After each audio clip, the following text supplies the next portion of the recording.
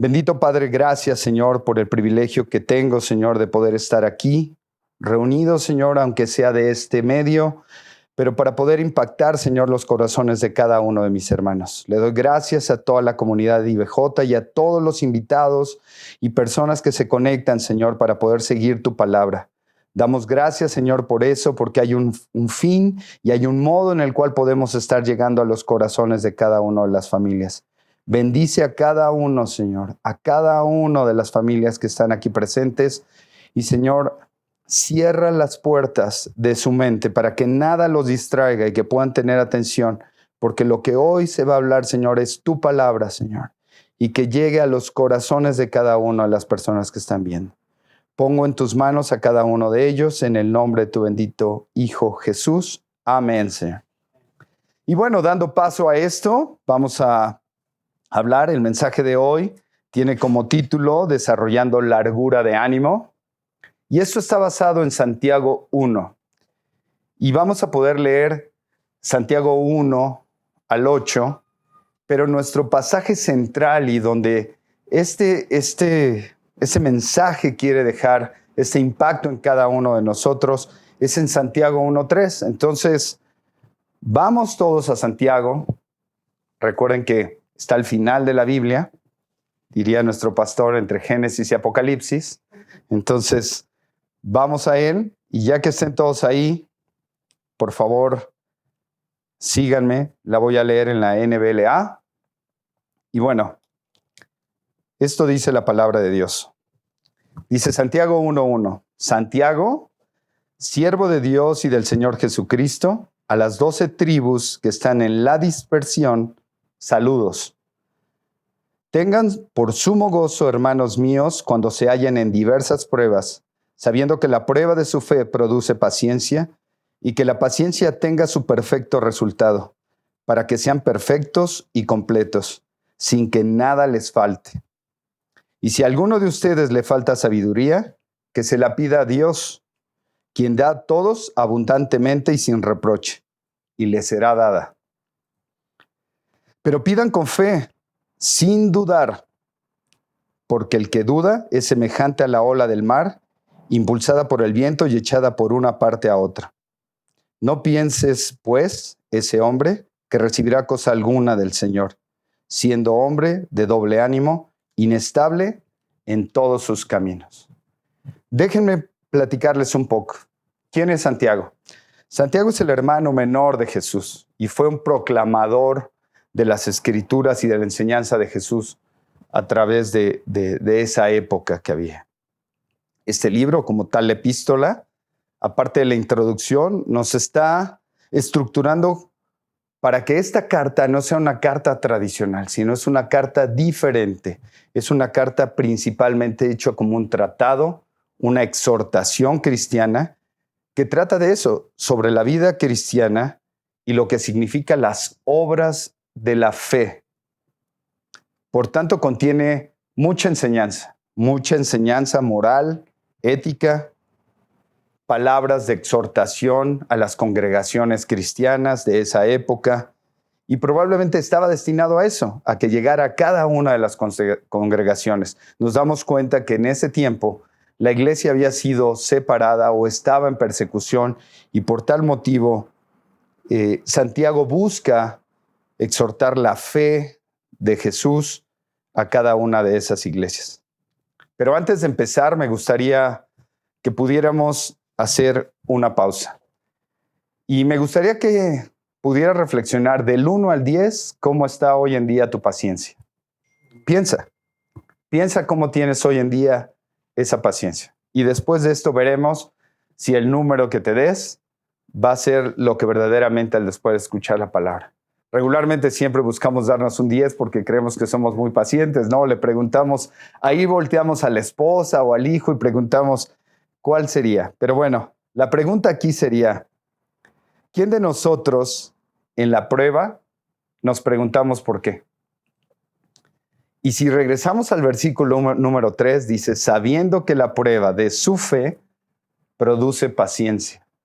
Regularmente siempre decimos, ¿por qué, Señor? ¿Por qué a mí? ¿Y por qué? ¿Y por qué? ¿Y por qué? Pero tenemos que entender qué son las pruebas. Las pruebas hoy en día son aflicciones, son persecuciones, como en ese caso. Todavía hay iglesias que están perseguidas en muchos lugares y que tienen muchos cultos que se tienen que llevar en casas o en algunos lugares hasta en cuevas, ¿no? Pero son problemas.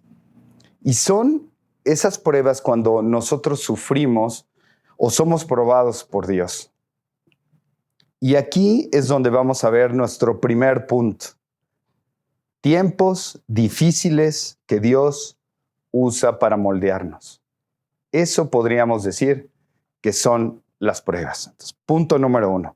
Pero ojo, pero esas son pruebas que Dios pone.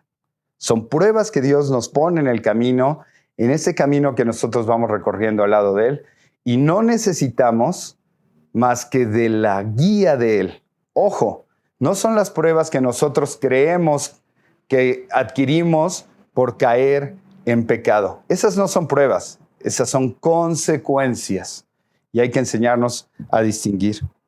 Porque la prueba requiere fe y mucha fe, no cualquier cosa.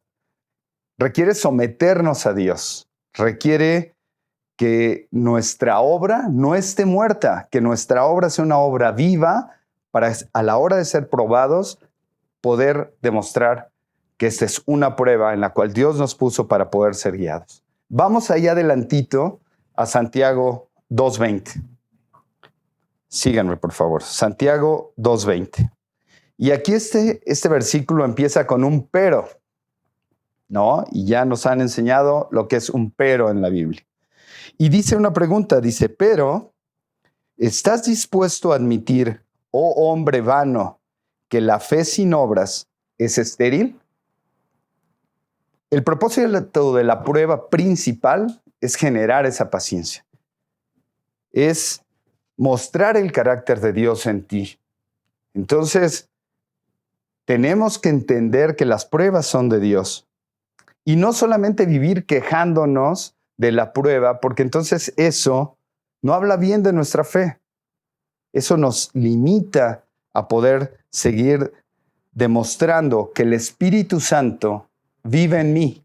Y lo que tenemos que hacer en la prueba es desarrollar esa necesidad y esa dependencia del Espíritu Santo en mí para cualquier problema o cualquier prueba en la cual sea yo puesto.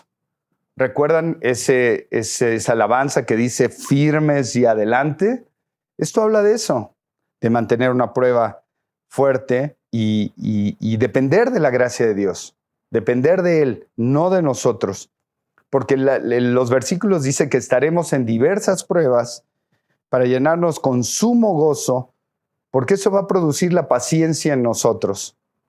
Y Santiago en ese versículo 2 nos hace ver que todas esas diversas pruebas, ese gozo y lo que estamos generando, oh sorpresa, es para ti y para mí, es para los cristianos. Es una carta escrita para los cristianos. Por eso nosotros tenemos que enseñarnos a entender. Por eso cuando vemos a una persona que no tiene a Cristo en su corazón, vemos esa queja, vemos ese reproche, pero porque no entiende que está en prueba, porque no entiende que está pasando por algo o porque está pasando por algo que ni él comprende. Pero nosotros es diferente. Nosotros tenemos que decir, hoy en día hay tantas cosas como el no sufrir. Pare de sufrir, acérquese a nosotros, no traiga esto. Y eso es una doctrina que no es válida. ¿Por qué? Porque estamos viendo que eso es falso. Dios pone a prueba tu vida para santificarte y para mostrar tu capacidad de ser paciente, ante el gozo de la prueba. Eso es la diferencia. Nosotros estamos conscientes de que nosotros tenemos que sufrir. Vamos a ver un versículo que nos va a abrir esta parte de entendimiento. Vamos allá adelantito a 1 de Pedro 4:12. Vamos a 1 de Pedro 4:12.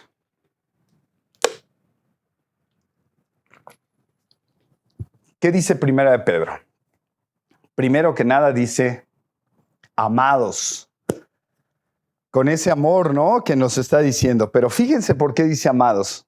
Y algo que reflexionaba cuando estaba leyendo este versículo es cuando dicen, cuando sarcásticamente, ¿no? Nos dicen, espérate tantito, lo que viene es lo mejor. Ese amados dice, no se sorprendan del fuego de prueba que en medio de ustedes ha venido para probarlos, como si alguna cosa extraña les estuviera aconteciendo. ¿Qué quiere decir aquí, Pedro? La verdad es que ese fuego por el cual nos está hablando es ese fuego como si no... Todos sabemos de dónde sale el oro. El oro sale debajo de la tierra. No sale como nosotros conocemos al oro, ¿no? Brilloso, en una condición, en lingotes, ¿no? El oro sale en una forma malforme y tiene que ser pasado por el fuego. Imagínense que nuestra vida es eso. Somos el oro de Dios. Y nos tiene que estar pasando por ese fuego, ¿para qué? Ese fuego nos pasa para purificarnos, para quitarnos esa escara, para quitarnos eso y poder moldearnos, para ser probados. ¿Y el ser probados qué es? El ser santificados ante esa prueba. Por eso, llegamos a un punto que es nuestro punto número 2. Y el punto número 2 de eso habla, del desenlace de este fuego, del desenlace de la purificación y la santificación. El punto 2 son las pruebas. ¿Son normales para el cristiano? ¿Y por qué? Y sí, son normales. Son muy normales. Vamos a Filipenses 1:29. Los espero a que lleguen, ya que yo ya lo traía impreso, pero bueno, para mí fue más rápido, pero vayan, Filipenses, un poco más atrás, 1:29. Filipenses 1:29 dice, porque a ustedes se les ha concedido por amor de Cristo, no solo creer en Él, sino también sufrir por Él. Entonces, somos llamados a sufrir. Pero, ¿en quién? ¿No? Amén, ¿por quién estamos sufriendo? ¿No? Hay falsas doctrinas que nos dicen, no, pare de sufrir. Aquí no. Aquí estamos llamados a sufrir. ¿Y por qué? Porque como dice Santiago, hay diversas pruebas, diversas, no una, diversas pruebas. Tenemos que ir durante nuestra vida saliendo de cada una de esas pruebas. ¿Pero qué son las pruebas? En esas diversas pruebas, enfermedades, problemas matrimoniales, falta económica, y en los solteros podríamos decir la espera de la pareja, ¿no? Que a veces se quieren desesperar, pero decimos, por favor, tranquilos, quietos, take it easy. Todo va a llegar a su momento. Dios tiene un plan perfecto para ti, ¿no? Ya que no todo, señores y señoras, es pecado. Entonces tenemos que enseñarnos a diferenciar que una cosa es una prueba y otra cosa son las consecuencias. Pero en la palabra de Dios encontramos el consuelo a esas diversas pruebas. Y fíjense, tomen su Biblia y vayan a Juan 16:33.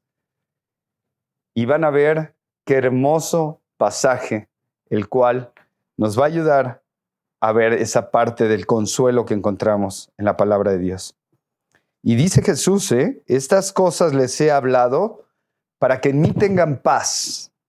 Y en el mundo tienen tribulación. Hoy en día eso no está pasando. Pero, ¿qué dice? Confíen, yo he vencido al mundo. Qué consuelo tenemos, ¿verdad? De viva voz de nuestro Señor Jesucristo. Por eso, el versículo dice tener sumo gozo. Eso podría decir ser demasiado o poder no creer, ¿no? Porque no volteamos a ver a alguien y nos dice, estoy en prueba, hermano, gracias a Dios porque me tienes en una prueba. No, pero tenemos que entender qué es eso. Por eso la palabra tener es considerar y tenemos que enseñarnos a considerar que estamos en pruebas. No, tenemos que considerar que Dios nos puso ahí para ser probados y para llevarnos a este fuego de la santificación y poder ser mejores personas. Pero vamos a Romanos 6:11, adelantito de Juan. Vamos a Romanos 6:11. Y este pasaje tiene algo muy importante de lo que hemos estado viviendo hoy en día. Dice Romanos 6:11. Dice, así también ustedes considérense muertos al pecado, pero vivos para Dios en Cristo Jesús. Si nosotros estamos vivos para Dios, las pruebas serán totalmente diferentes, porque lo difícil es estar en pecado. Pero pareciera que hoy en día hemos cambiado la situación de este mensaje y estamos vivos para el pecado, pero muertos para Dios. Por eso hemos estado llevando los problemas a esa cantidad de emociones, ¿no? De esa emoción temporal, de esa no me siento feliz, no quiero, no puedo, pero no hemos entendido que esto habla de un gozo, y un gozo que solamente lo podemos entender si estamos vivos en Dios y muertos al pecado. Y déjenme decirles qué se entiende por gozo. El gozo es más que una emoción o una felicidad. El gozo es un regalo de Dios. ¿Y habla de qué? De su carácter. Habla del carácter de Dios. Pero ojo, es parte del combo de la salvación.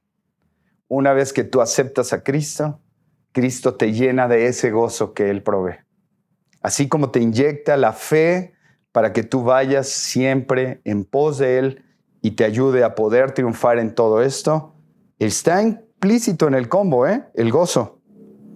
Por eso es un estado de ser, no es una emoción, ni es una felicidad pasajera. Recordemos a Job. Aquí está algo muy importante, que siempre que hay un problema, yo siempre les digo, ve a Job, ¿no? Porque tu problema no es nada lo que está al lado de Job. Pero fíjate qué dice Job. Job nos hace ver que él no era feliz, pero su gozo era saber que Dios lo tenía ahí y no las consecuencias. Dios lo puso a Job ahí, pero él entendía que él no estaba ahí por otras circunstancias que él hubiera cometido, sino porque Dios quería que estuviera ahí. Y tenemos otra gran persona bíblica, Pablo. Pablo mandaba sus cartas desde la cárcel. ¿Y cómo se expresaba? ¿Cuál era la actitud de Pablo? ¿Qué decía? Regocíjate en el Señor. ¿Se dan cuenta? Aún estando en una aflicción, aún estando en un problema, él estando en una prueba, lo primero que buscaba era regocíjense en el Señor, porque él así estaba, sabiendo que la prueba que estaba atravesando era difícil. Él pasó por ser náufrago, él pasó por estar azotado, por estar encarcelado, vivió por cosas muy difíciles, pero siempre mostrando una actitud diferente hacia el Señor. Y quiero que vayan conmigo a 2 de Corintios. Vamos a 2 de Corintios 4, para que vean esa actitud de gozo, para que vean esa actitud que él mostró ante una dificultad. 2 de Corintios 4, 8 y 9.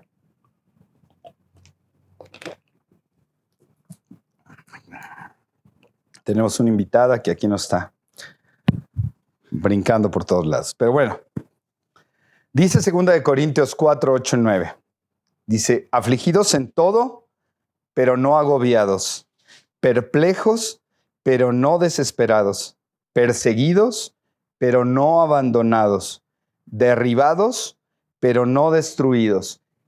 Y vayan adelante, unos versículos, 16 al 18. Dice, por tanto, no desfallecemos, antes bien, aunque nuestro hombre exterior va decayendo, sin embargo, nuestro hombre interior se renueva día en día. Pues esta aflicción leve y pasajera nos produce un eterno paso de gloria que sobrepasa toda comparación. Al no poner nuestra vista, en las cosas que se ven, sino en las que no se ven, porque las cosas que se ven son temporales, pero las que no se ven son eternas. Amén por eso. Y yo les quiero decir una cosa. Vamos a Romanos para cerrar esta parte que Pablo nos deja en este versículo a los Corintios. Romanos 8, 18. Un versículo que nos tiene que mover, que nos tiene que dar esa seguridad esa confianza de que hoy en día tenemos puestos nuestros ojos en la persona correcta y que nuestras acciones están puestas correctamente. ¿Qué dice Romanos 8:18? Pues considero que los sufrimientos de este tiempo presente no son dignos de ser comparados con la gloria que nos ha de ser revelada. Esto permite el gozo. Esto permite el gozo.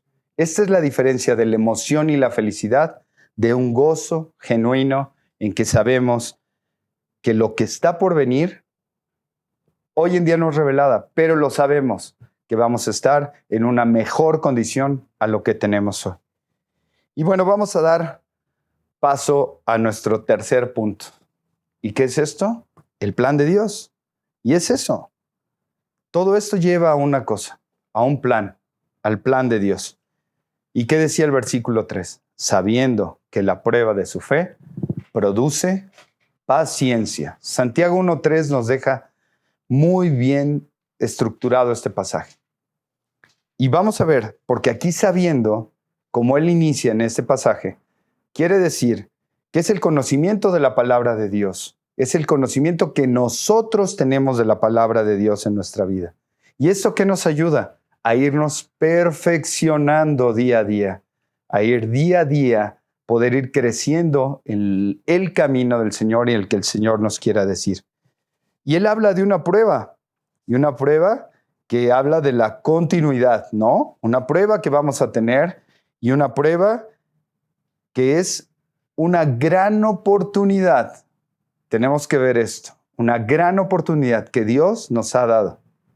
Y no el por qué, sino la oportunidad que Dios nos da. Porque sabemos que cada una de las pruebas son temporales, pero cada una de las pruebas lleva un propósito por el cual Dios nos puso ahí. Es ese plan de Dios. Y son automáticas, ¿no? No tenemos que pasar uno o dos de momento, ¡fum! Entramos a una, entramos a otra, pero bueno, sabemos que todo esto nos demanda un esfuerzo, un compromiso y una decisión para llevarla. Y la palabra de produce, ¿qué es? Generar, es crear, es hacer, es lograr. Entonces, ¿qué estamos buscando con esto? Generar, lograr paciencia. Y esa palabra, por eso el mensaje se llama, ¿alguien se acuerda? Ahí repítanlo en su casa. Desarrollando largura de ánimo, ¿no? Practicar paciencia, practicar la paciencia. Por eso lo vamos a tener siempre. Practicar la paciencia, esa largura de ánimo, eso es lo que nos lleva. ¿Pero qué es la paciencia? Fíjense que en la traducción en griego es eso, upomone. Y fíjense lo que dice. Se refiere a la cualidad de carácter que no le permite a uno rendirse ante las circunstancias. Qué fuerte, ¿verdad? Nosotros lo veíamos como, soy paciente, pero ¿en verdad eres paciente? Es parte del carácter y es parte de este carácter formativo. Y déjenme decirles que tomando de un escritor, tomé una parte en el cual habla de esto. Y John Maxwell dice, esta palabra describe la fuerza interior que nace de una relación de comunión con nuestro Dios. Aquel que ha gustado de la bondad del Señor en su vida es capaz de mirar más allá de las circunstancias. Reconoce la omnipotencia de Dios, no tiene la actitud de tristeza profunda de quien se resigna, sino la actitud de la esperanza mostrada en el espíritu luchador que vive a la adversidad como el que siempre ve la luz al final del túnel. ¿Se dan cuenta? Esa actitud de poder saber que cada una de las pruebas va a tener un principio y un fin, pero va a ser una prueba en la cual necesitamos paciencia. Y no es la paciencia que necesitas para estar en la fila hoy en día para entrar a un súper o para sentarte a esperar, ¿no?, al médico para que puedas atender una consulta. Es la capacidad de Dios que nos da para poder estar debajo de la prueba, debajo de esa prueba, pero sabiendo una cosa, y eso se los puedo asegurar, que en esa prueba Dios estará en medio de esa prueba. Jamás nos va a dejar. Él siempre va a estar ahí. Así como estuvo con Job, así estará con nosotros. ¿Por qué? Porque a veces queremos salir corriendo de la prueba. ¿Y qué es lo que hace Dios? Nos dice, no. Dios no deja nada incompleto. Entonces, si entras a la prueba, terminarás la prueba. Y eso es lo que Él busca. Pero bueno, entonces, en conclusión, el versículo 4 de Santiago, de 1:4, está totalmente ligado a darle la conclusión a este versículo 3 y a la parte del mensaje. Y déjenles leo lo que dice Santiago 1:4. Y que la paciencia tenga su perfecto resultado para que sean perfectos y completos. Ahora es un poco más entendible este mensaje. Esto que quiso decir Santiago de ser perfectos y completos, habla de esa paciencia. Sin que nada les falte. Y perfectos quiere decir haber llegado al fin, haber completado de una sola pieza. Y algo sumamente importante que a mí tocó mi corazón fue eso, que nada les falte. El nada me faltará. Nada me faltará sabiendo que Dios me acompañará en la prueba. Pero les quiero decir, ¿a qué los lleva nada me faltará? ¿A qué les recuerda? Al Salmo. ¿Recuerdan? El Salmo 23. Vamos al Salmo 23, por favor. Vamos al Salmo 23 y revisémoslo en ese contexto para que puedan ver la diferencia de que lo hemos leído tantas veces que también ahora que yo lo vi con estos ojos, híjole, me sorprendió muchísimo. Es esa parte de ministrar, ¿no? Esa parte que Dios utiliza para podernos llevar y que nos ministra a nosotros, que nos dan la oportunidad de podernos poner frente a ustedes, que es algo maravilloso. Fíjense qué dice. Empieza con que el Señor es mi pastor. Entender que Él nos guía. Él es el dueño de este rebaño, ¿no? ¿Y qué dice después? Nada me faltará. ¿O dice algo? ¿O algunas cosas? Nada. Ese salmo debería de haber terminado ahí. El Señor es mi pastor, nada me faltará. Punto. Confiando en Él, dejándonos guiar por Él. Por eso da una explicación después. En lugares de verdes pastos me hace descansar. Junto a aguas de reposo me conduce. Y si hubiera algún problema, ¿qué pasa como rebaño? Él restaura mi alma y me guía por senderos de justicia por amor de su nombre. Hasta ahí te das cuenta que tenemos a un gran pastor, alguien que nos cuida, nos protege, que siempre va a estar con nosotros en cualquier circunstancia que nos encontramos. Y ahí viene, dice, porque aunque pase por el valle de sombras de muerte, no temeré mal alguno, porque tú estás conmigo. Tu vara y tu cayado me infunden aliento, siempre tomados de la mano de Él. Tú preparas mesa delante de mi presencia de mis enemigos y has ungido mi cabeza con aceite y mi copa está rebosando. El gozo, ¿se dan cuenta? La diferencia de un gozo y de una emoción o de una felicidad, el gozo que genera esto. Ciertamente el bien y la misericordia me seguirán todos los días de mi vida y en la casa del Señor moraré por largos días. ¿Recuerdan Romanos 8:18? Pues considero que los sufrimientos de este tiempo presente no son dignos de ser comparados en la gloria que ha de ser revelada. Aquí está. Dejemos de pensar que las pruebas son cosas malas, que son maldiciones. Son bendiciones. Son bendiciones. ¿Por qué? Porque es una forma en la cual Dios nos va capacitando para llevar a cabo su propósito. Pero ¿cuál es su propósito? Gloriarlo a Él. La gloria de Dios. Entonces, después de haber escuchado este mensaje, después de haber visto esto, ahora sí me gustaría que regresaras a tu calificación que te dio tu hijo, que te dio tu esposa, que te diste tú mismo y poder ver ¿Cómo te estás calificando ante la paciencia a la hora de haber visto lo que es estar verdaderamente en una prueba y la paciencia que requieres para eso? Analiza eso, medítalo. Pero bueno, yo quiero que apliquemos esto que hemos visto el día de hoy, que le pongamos a esto un seguimiento, ¿no? Y que podamos ver que la palabra de Dios haya llegado a nuestros corazones y que podamos llevar. ¿Por qué? Porque la aplicación práctica de esto es que tenemos que entender que el camino de la voluntad de Dios para cada uno de nosotros siempre será la misma. Él te va a guiar siempre por senderos rectos, siempre te va a guiar sin pecar, sin que tú caigas en eso, sino siempre Él te va a llegar para que cada una de las obras glorifiquen a Él. Entonces, no malinterpretemos cuando estemos en prueba que cuando estamos en algún problema diferente o que hayamos caído en alguna prueba que no lo haya puesto Dios, ¿no? Recuerden, en el pecado son consecuencias y aquí son pruebas. Recuerda que lo que sucedió ayer te tiene que servir para hoy.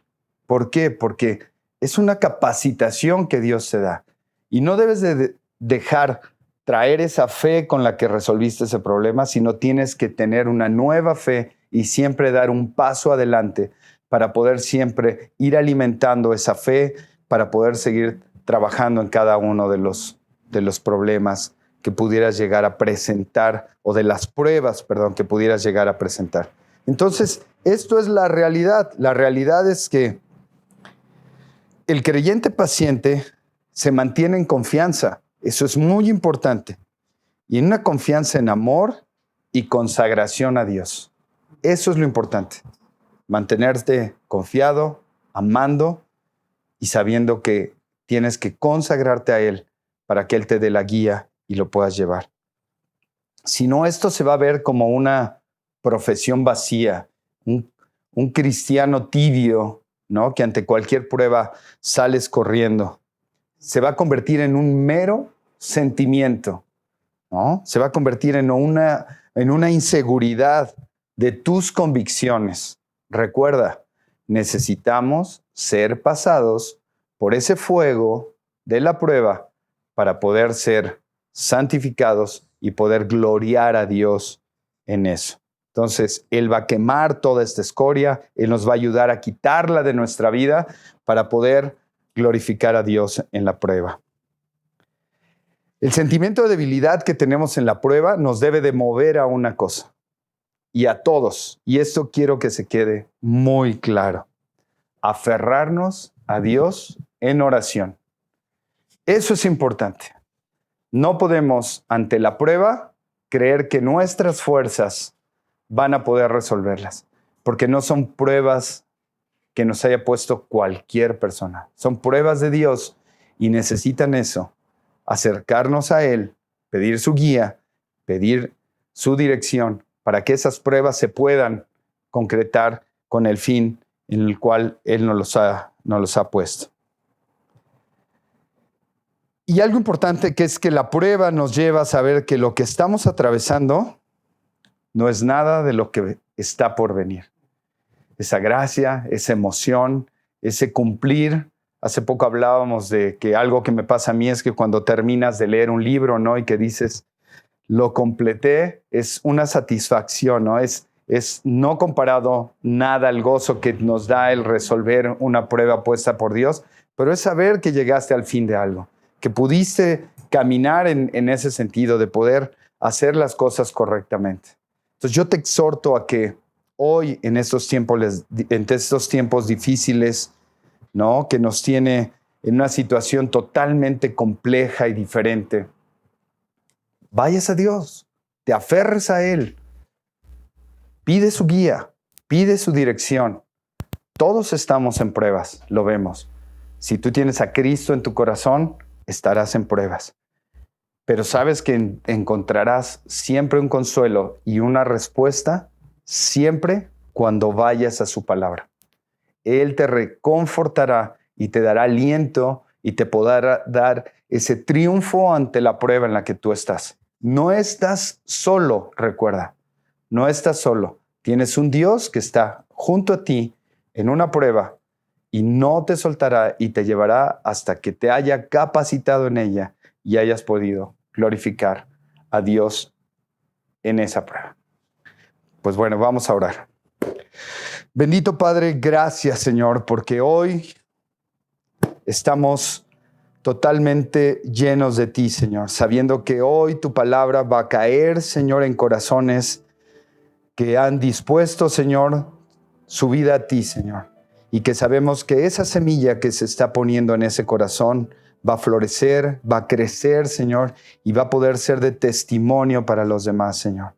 Gracias te doy por esta hermosa congregación, Señor, por esta hermosa iglesia, Señor, que pedirte que pronto podamos estar nuevamente reunidos, Señor, de poderos estrechar las manos, de poder compartir y de poder estar siempre reunidos, Señor, como así tú lo has dicho. Pero sabemos que son tiempos difíciles, Señor, pero que son pruebas, Señor, que tú nos pones para poder ver. Creo que hoy en día, Señor, la iglesia necesitaba de una prueba, Señor, y hoy en día estamos viendo la diferencia, Señor, de cómo vamos llevando las pruebas. Gracias te damos, Señor, porque siempre en tu palabra encontramos ese consuelo, Señor, ese consuelo ante el problema, ante la falta, ante cualquiera de las cosas que tengamos en nuestra vida y que tú nos guías de la mejor manera, Señor. Gracias te damos y decirte que te amamos, que damos nuestra vida a ti, Señor, y que aquí nos encontramos siempre, Señor, humillados a ti y con ese temor tuyo, Señor. Gracias te doy por la familia IBJ y por todas las personas que se conectan. Bendícelas, cuídalas y que este domingo sea un domingo hermoso para cada uno de ellos. Te lo pedimos en nombre de Cristo Jesús. Amén.